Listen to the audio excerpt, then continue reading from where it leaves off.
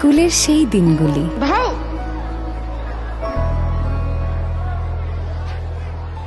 কত আনন্দের ছিল রাবেয়ার। কিন্তু বাবার অসুস্থতা, ছোট ভাইটার পড়াশোনার খরচ, ছাড় দিতে হলো রাবেয়াকে।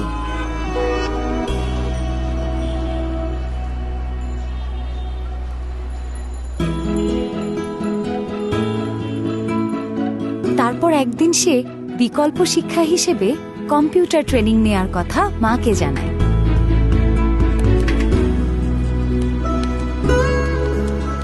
ভয় নেই, তুমিও পারবে।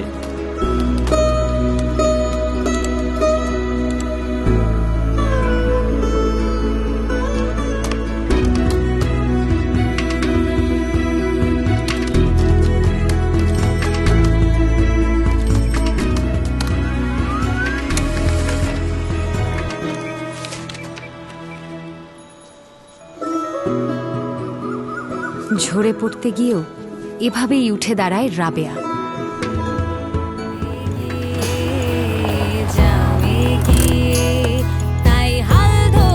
রাবেয়া, তোমার কাছে আইছিলাম, একটা চাকরির আবেদন করতে হইব। দোকানে আইসেন। আচ্ছা।